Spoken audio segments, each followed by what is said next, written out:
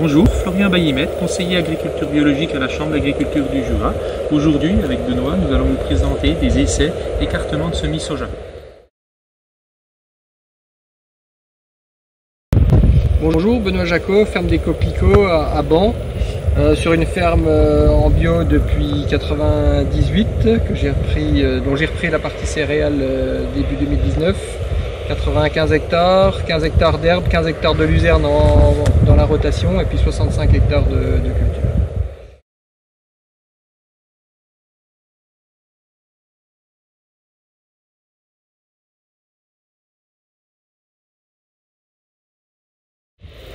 Nous sommes là sur une parcelle dont la rotation est soja, suivi d'un blé, suivi d'un triticale pois, et puis de nouveau soja, blé, triticale pois, avec possibilité de luzerne le cas échéant.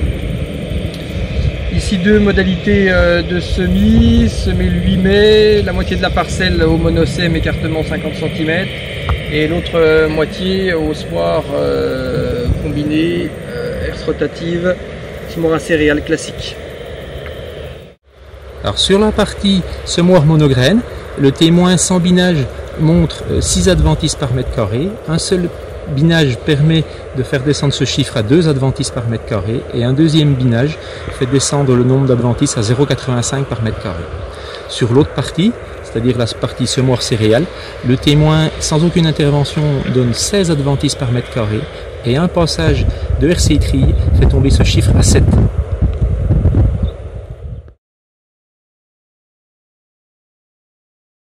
Eh bien, nous sommes ici typiquement sur une parcelle avec une plus forte pression adventice, puisque cette parcelle-là a accueilli de la luzerne jusqu'en 2014 et depuis on est sur une rotation un peu limite en bio, puisque c'était 2 fois de blé suivi d'un tournesol, puis de nouveau 2 années de blé et là cette année donc du soja.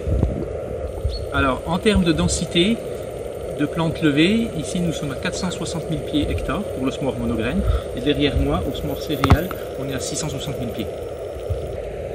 Et du point de vue du solissement, je pense que les images parlent d'elles-mêmes. Devant moi la partie monograine où il y a effectivement un petit peu de renouée, un peu de panixéter digitaire, et par contre derrière moi la partie semoir à céréales qui est vraiment très sol, essentiellement avec des renouées.